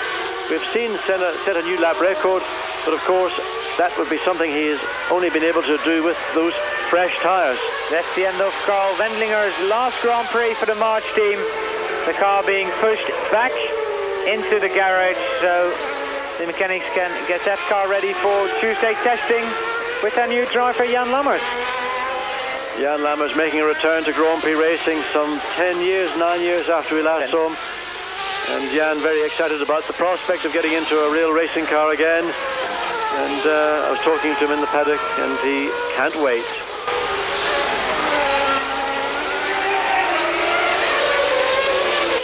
Mansell just about to complete lap 54 out of 71, and he's at the last lap he had a 31-second lead over Ayrton Senna. What's interesting is what his lap time is on this occasion, a 1:17.3, and that's not a new lap record, I think. Well, he's able to up the pace really at will, and although Ayrton Senna had taken a second or a couple of seconds out of him over the last 2 laps, the traffic situation was really what was clouding the speed at which Mansell was able to run at. And I don't think we're going to see Mansell making a pit stop. There's no advantage, and of course there is a serious downside, as we saw with Riccardo Patrese at his pit stop. So I think the Williams team have got this race very much under control. Ayrton Senna now crossing the line after what looked to be a fairly clear lap, and that was in, well, again, Senna's 17.359. That was the lap record he set some 2 laps ago. So really no big difficulty. The gap now back up to 33 seconds to Nigel Mansell, and undoubtedly Ayrton Senna has consolidated himself now with the fact of life, and that is that I can't do any more than I'm doing today, chaps. Ayrton Senna, who's got 11 seconds over his teammate Gerhard Berger, who's lapping roughly at the same lap times as Senna, but 33 seconds is the gap with Nigel Mansell, who's doing a 1:17.4 on this lap, and I believe it's all sewn up. Well, if bar any technical mishap, Nigel Mansell will go and win his 30th Grand Prix, and as you said earlier, of course, that record-breaking 9th victory in one season. A little bit of disappointment for all those fans of Mika Häkkinen and Castrol Team Lotus, and that is that Mika is not able to continue at the pace that we saw him running at much earlier in the race. He's dropping further behind Martin Brundle. He's now almost 11 seconds away from 4th place man, and one would suspect that that's just down to fatigue. Well, Ayrton Senna is certainly going on, getting yet another new lap record, 1 minute 17.279. The gap back down to 32 seconds, but let's wait and see what response that Nigel Mansell has. I'm sure if he is made aware of the fact that Senna's nicked his lap record, he would like just to complete that perfect hand. And well, let's see how much reserve has Mansell left here. He's on the 56th lap, and although he's only had that one pit stop, his car is in very good shape. Well, there is the response. 1 minute 17.226, just to prove that even with only one pit stop, I can go quicker than you, Ayrton Senna. And what's the greatest shame for me is that Nigel Mansell won't be around next year to contest the World Championship with Ayrton Senna, probably going to have Renault V10 power behind him as well, but not necessarily in its regular homes that we've seen over the last 2 years. The top 3 is fairly static, while Ayrton Senna comes in for another pit stop, or is his small terminal? I mean, I can't really see them make 3 pit stops, John. Well, I don't know what the point of a 3rd pit stop is. I mean, oh dear, the poor Jackman on the front of the car. That's Alex on the front hydraulic jack. He got a bit of a knock on the shins. Well, obviously some problems. Ayrton has got something round as he stalled. No, it's the right rear, the nut and gun didn't go together, and that's lost Senna a lot of time. So any advantage he thought he might have found has been lost in that final pit stop. And of course the gap now will have increased dramatically, and Nigel will be able to literally flick the cruise control switch on the dash of the Williams, set it to about 170 miles an hour, and basically just cruise home. Well, he has, because he just put up another new lap record, a 1:17.137. Nigel not in cruise mode during the last 14 laps of this Portuguese Grand Prix. And another thing, John, which is very good news for all those Jordan fans, is Stefano Modena is currently up to 10th position. Well, we believe that's the best performance that we've seen from the Jordan this year with its Yamaha V12 engine. It's good to see that the performance and the reliability is improving, of course, with the Japanese Grand Prix 1 month away. It's a very, very important Grand Prix for the Jordan team, and for Yamaha likewise, they will want to have a strong showing there. And in preparation, they brought, I think, 3 different spec engines here, one of which was the John Judd-ized version of the Yamaha V12. So working very hard indeed to put a good show up for those thousands and thousands of Japanese fans that will be at Suzuka in October. Mansell is just about to complete lap 58. So when he crosses the line, there's another 13 laps to go till the end of this race. And Mansell, who was held up a bit by Christian Fittipaldi, or he had to pass Christian Fittipaldi, I should say. A lap of 1:19.049. The interesting thing is, where is Ayrton Senna now? Because Gerhard Berger will be, or should be, in second place, and that means that Senna is still in third. 1 minute and 7 seconds behind. That was the end of lap 57. 13 laps to go during this Portuguese Grand Prix. We will rejoin the race after this very short commercial break. Please join Eurosport after the break for the last laps of this year's Portuguese Grand Prix. Lap 59. Berger is second. Senna is third, having been second and obviously in trouble. Those 3 are on the same lap. Martin Brundle has been lapped in 4th position.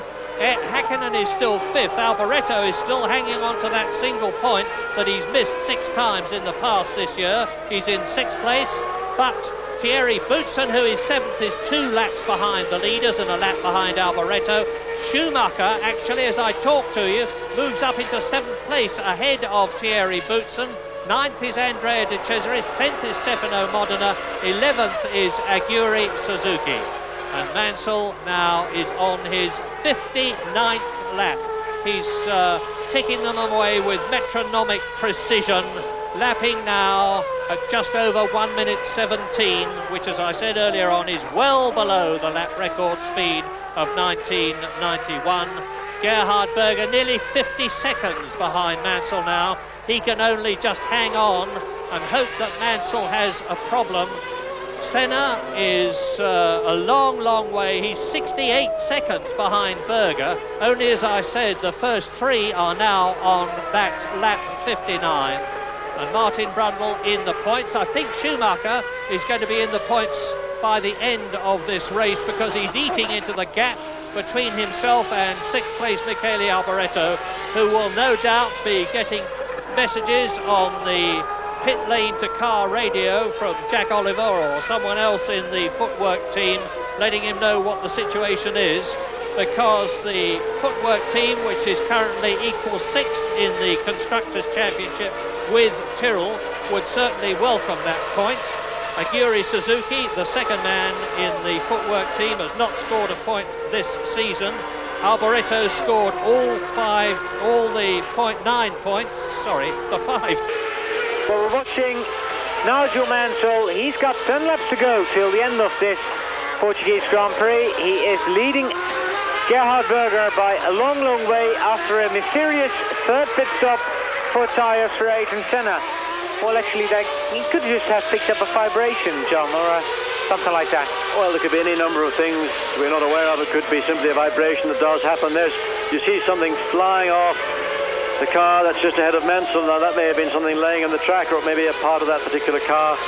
And there is debris around the circuit, and of course, with the carbon fibre, those little shards of carbon fibre, they're as sharp as a scalpel. And if you happen to run over them, you might just pick up a puncture, and it could have been something as simple as that. But whatever the reasons were, Senna made what I would have said was an unscheduled 3rd pit stop. Of course, it went all wrong from the right rear wheelman, and nut didn't coordinate together, and just to add to Senna's problems, he's now back in 3rd place, some 24 seconds behind Gerhard Berger. Berger, of course, the other man involved in that horrific shunt we saw earlier in this broadcast involving Riccardo Patrese. But of course, we're all delighted to say Riccardo stepped out of his car unhurt and walked back to the pits totally unaided. But boy, was that one of the most scary shunts I've seen for a very long time. Emmanuel Naspetti letting Nigel Mansell pass. Naspetti in his third Grand Prix, and he's actually been nearly as quick as Carl Wendlinger here in Estoril this weekend, and he's doing himself quite a few favours, matching his times. Well, of course, Naspetti's going to be in the car for the remainder of the season, and it seemed to me that the point that Gustav Brunner left the March team to go and work with Minardi, that took a little bit of the enthusiasm away from Carl Wendlinger, and of course Gustav Brunner is a fellow Austrian, and the pair of them I think probably did work very well, and Brunner, a man of vast experience and knowledge of Grand Prix, would have been a big asset in any team.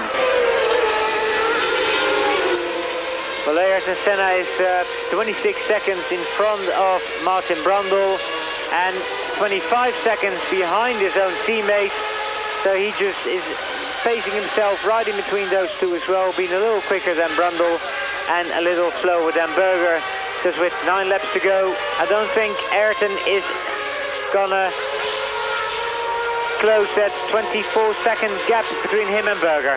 No, there's no point, and that third pit stop obviously unscheduled, and Senna lost sufficient time to say, well, today destiny says I'm going to be third place on the podium. Gerhard having a little bit more luck, and bearing in mind that he was involved in that shunt earlier on, very fortunate indeed to be able to be still running, let alone running in second place. Hakkinen and Brundle now running at roughly the same sort of lap times. In 6th place still Michele Alboreto, 7th Michael Schumacher, who just put up his fastest lap of the race. Thierry Boutsen is 8th, 9th Andrea de Cesaris. So that is a top 9 for you. And we see the gap between number 1 Nigel Mansell and number 2 Gerhard Berger. An enormous 42 seconds with 8 laps to go when Mansell crosses the line. Well, to say this has been an easy day for Nigel is unfair. Well, yet again, Ayrton Senna back into the pit lane, and there's something obviously wrong with Senna's car. This is the 4th stop he's had again for Alex on the front jack there, and now the team all over the car, adjusting the front wings. Whatever the problem Senna has, they've had a little quick change. It looks like they put a bit more front wing into the car. Now I think the engine stalls. There's a man still on the left rear. And Senna finally getting away, and this has been a really messy race now for Ayrton Senna. The second part of it's gone all wrong. He drove a sterling strong first part. As we return to Martin Brundle, you can see those two little dials just below the Benetton sign. One is a speed gauge, the other is the G-force gauge. That little red light you see flashing off and on, that indicates when the engine's about to come into the limiter. There's 2 stages on a limiter on these Ford engines. There's the soft limiter, that's when the light comes on, and then when it comes on full bang, virtually it cuts the engine out. And a lot of drivers find it's easier to change gear on the light rather than just show the caster eyes down onto that digital readout rev counter. So when you see the red light flashing in this instance, it indicates the rev limiter about to be activated. Brundle, who finds himself now in 3rd place, although 1 lap down on leader Nigel Mansell, and Ayrton Senna has dropped down to 4th, and will find Mika Hakkinen not far behind him. Ayrton Senna, who will cross the line, is going to come round, and yeah, he's putting up fastest lap of the race for himself. Michael Schumacher, he is still in 7th place, but he's still 28 seconds behind the man in 6th, and that is Michele Alboreto. Allard, something that's maybe of interest to all those statisticians back home, that if Ayrton Senna should finish in 4th place, that's 3 more points to his championship total. He will have 49 points. Schumacher, of course, in 7th will not score. Patrese doesn't score either, so it puts Ayrton Senna clearly into 2nd place in the championship, with Schumacher 3rd and Riccardo Patrese 4th. But this really is going to be the main focus of the championship for the remaining 2 Grand Prix. And Ayrton Senna maybe being slightly more fortunate this afternoon than those other 2 contenders he's got around him. Ayrton Senna, who's now 8 seconds ahead of Mika Hakkinen. And let's see what his lap times are going to be. Is it a temporary problem or a very big problem? There we see Martin Brundle, the G-forces loading up on his helmet, coming up onto that main straight. He's around 255 kilometers an hour coming around that corner at the end of the corner, and then the speed only gets faster and faster into this very fast right-hander. Another thing, John, of course, if we're talking about the Constructors' World Championship, is that McLaren will take that second place from the Campbell Benetton 14. So we got the Marlboro McLaren team in second place again, but we got 2 Grand Prix to go, and those points are very close indeed. So whoever finishes second in either the Drivers' World Championship or the Constructors' World Championship, that is all still wide open till we get to Australia. Well, a lot to fight for both teams. It's very important. McLaren, of course, trying to consolidate, having been the champions last year, and Benetton trying to elevate themselves to be in the position of the top 3, and preferably they would like to be second than third, and that would be no mean achievement for this team from Whitney, who are about, in fact, to change from their present workshops in Whitney to new ones in Enstone in Oxfordshire, and that change, that move from one to the other, will take place when the team is away for the final 2 Grand Prix. So some nice new premises for the team to move into on their return from the Australian Grand Prix. With 5 laps to go, Nigel Mansell leads Gerhard Berger, and they're the only 2 people on the same lap. All the rest is 1 lap or more behind, headed by Martin Brundle, Ayrton Senna, Mika Hakkinen and Michele Alboreto. That's the top 6 here in Estoril. We continue after the break with the last couple of laps. A lap behind them, because only Mansell and Berger are on the same lap in the front. Brundle is 3rd, Senna is 4th, Hakkinen is 5th, Alboreto is 6th, Schumacher is 7th. Boutsen is 8th, De Cesaris is in 9th position, and only Brundle, Senna, Hakkinen and Alboreto are 1 lap behind the leaders. The rest are at least 2, so things are very spread out indeed. And Mansell, who started Red 5 this race in a pretty dispirited state of mind, but a very determined one, because as I said earlier on, he feels that he has not been well treated, has certainly put all that behind him the moment he put himself into the cockpit for the Portuguese Grand Prix. There are now only, well, about 11 miles between him and that record 9th win in 1 season, to beat his own record and Ayrton Senna's record of 8 wins. And Mansell could still, in the form that he's in now and with the determination that he's showing now, and this superb Patrick Head, Adrian Newey and all their colleagues at Didcot designed car and the Renault engine, well, Mansell could very easily win in Japan and at Adelaide in Australia. Yes, in the meantime, Martin Brundle's 3rd place is coming under some threat or potential. This year's Portuguese Grand Prix, and Ayrton Senna just put up the fastest lap of the race, a 16.272, and that is way faster than last year's fastest lap, which was a lap record. That was an 18.179. Well, Ayrton Senna's problems, whatever they were, seemed to be grip. He put on a 4th set of tyres, he put a bit more front wing into the car, and the result is a new lap record, and a very impressive lap record, I have to say, although greatly aided by the use of fresh tyres. Of course, the car now probably only carrying something about 25 or 30 litres of fuel for these remaining laps, so almost a qualifying setup, but nonetheless, at this stage of any Grand Prix, very impressive. Ayrton Senna in another fast lap, a 1:17.0, and that means he's with 2 laps to go, only, or 2.5 laps to go, only 2.3 seconds behind Martin Brundle, who is currently lapping in the 1:20 bracket. Now, I don't know whether Martin's sort of pacing himself, but if he is, he better hurry up a bit, because Senna is closing down on him very rapidly indeed. Well, with the speed differential, Ayrton Senna shouldn't really have very much trouble. Of course, he's got an advantage, I would think, at the end of the straight anyway. And Ayrton Senna's just his presence is going to be used to intimidate Martin Brundle. But Martin knows how he is seen now. He's past and he's gone past. In fact, we missed that, unfortunately. But Ayrton Senna is now up into third place. And that gives him even one more point. So Ayrton Senna's now got 50 points. Yes, so extra points indeed for Senna, well earned. And Martin Brundle really not able to do an awful lot about the pace of Senna at this stage in the race. We pass Fittipaldi, Naspetti just ahead of him, and he'll probably wait until he gets round this right-hand corner, then do him under braking into that uphill second gear corner. In fact, well, here we see Martin Brundle. Has he just been passed, or is Senna about to pass him? We can't quite see clearly who that is ahead of him there. Well, there it was.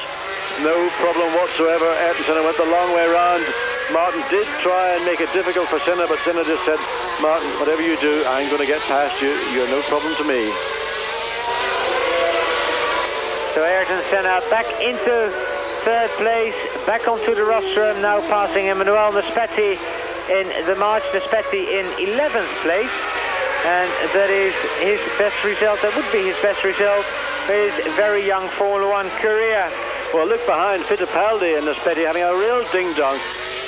They're, of course, racing for position. Fittipaldi is 12th and Naspetti is 11th. And Christian Fittipaldi hopes to try and take a little bit of advantage of Senna getting past the pair of them. And, well, we've not been able to watch that, as we see now Nigel Mansell on the final lap of this year's Portuguese Grand Prix. For the last time coming down, all the way down into second gear.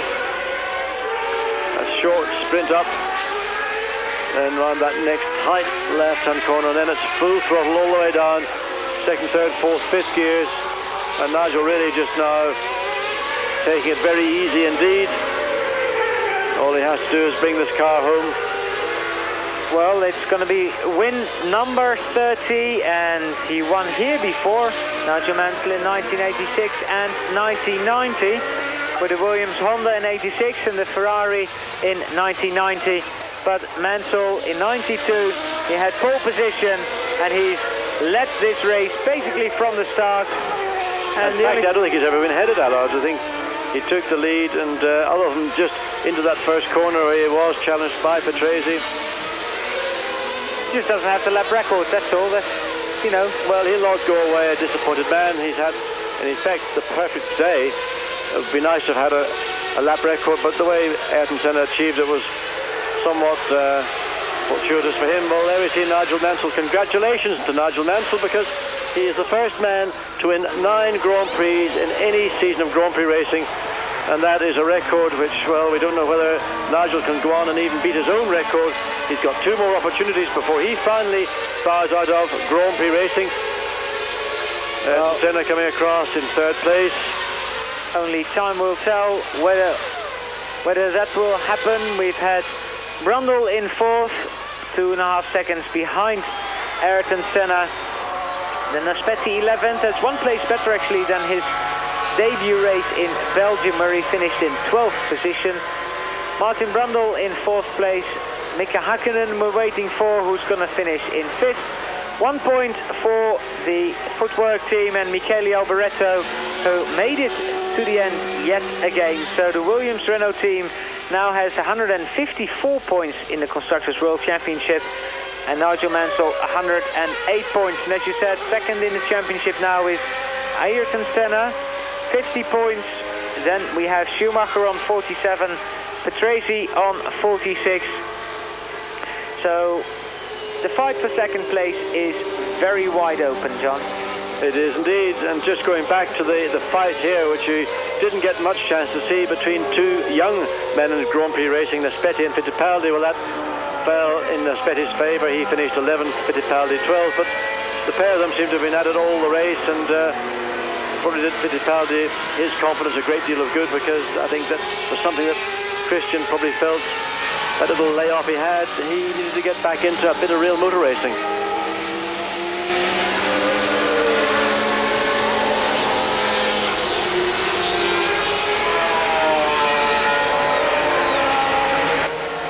total 14 cars finished, and Stefano Modena and Gianni Morbidelli are the last two runners in this year's Portuguese Grand Prix.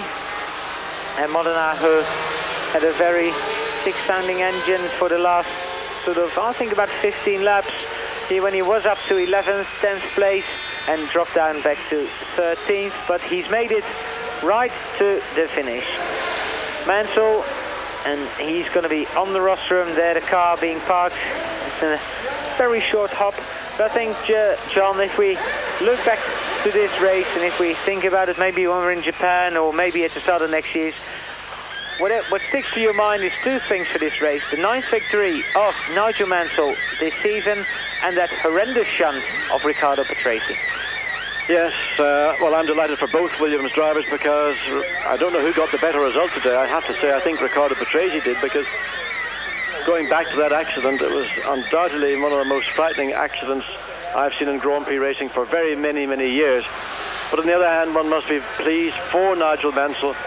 He's won his championship, his first World Championship this year. He's now gone on and won 9 Grand Prix in that championship year, and there's still 2 remaining, and I have to say I don't see really anybody who's capable of challenging him. And I would like to see Mansell go out with those final 2 Grand Prix being put down to him. He's been, well, in my mind, one of the greatest characters in Formula One. He's been one of the greatest drivers in Formula One. And I still repeat, I'm disappointed that it wasn't possible for all those parties involved to come to some agreement to keep Mansell in Grand Prix racing. There we see the Constructors' World Championship. We've seen the Drivers' World Championship. McLaren Honda back in 2nd place, now 6 points ahead of the Benetton team. Then Ferrari 4th, Lotus in 5th place, and they stay in 5th place, and it is a very good result for that very small team. And Footwork is another point added to their total, and they're on 6th. That means that Tyrrell is now only 7th on 5. Ligier has got 4 points. What a shame it is that he's seen fit to leave and go to America, which after all is domestic racing. He's going for around about just over a third of the money that he was offered to drive here. And really, this is Grand Prix racing is where he's made his name. Well, the Williams team, and Mansell hobbling quite a bit as he comes away, but the Williams team have given him most of the wins he's had, and Grand Prix racing has given him a lot. Okay, he's worked very, very hard himself for his success and thoroughly deserves it, but it really is a slap in the face to Grand Prix racing as a whole, and we shall miss him.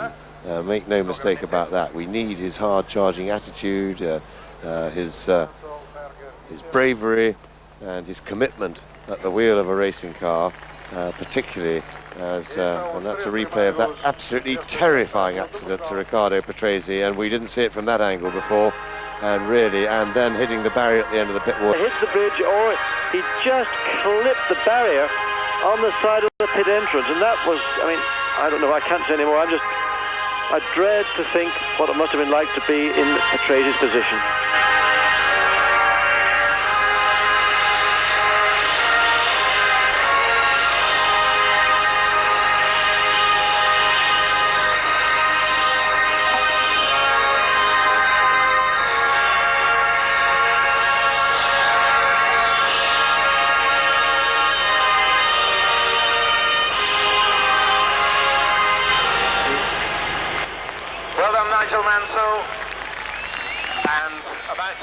Nigel Mansell getting the trophy for winning this Grand Prix. 71 hard laps, and as you said, John, it was supposed to be physically a very hard race indeed, but Mansell and Berger and Senna, all three look pretty fit indeed. Well, they are extremely fit men, and what I think is very encouraging for the more mature Grand Prix drivers such as Nigel Mansell, and of course Alan Prost coming in, he's no spring chicken either. It proves that you don't have to be 20 or 22 to be a Grand Prix driver. The stamina that people like Mansell, Prost, Senna, Berger have comes with maturity. And of course maturity is what's the biggest element of being a Grand Prix driver and being successful. And there we have a little bit of three mature Grand Prix drivers. Yeah, well, exactly, three mature Grand Prix drivers, and one of the poor girls here who just suddenly found her face filled with champagne. And well, I think it's probably a fairly relieved trio up there. It is a hard race here, and they will now make their way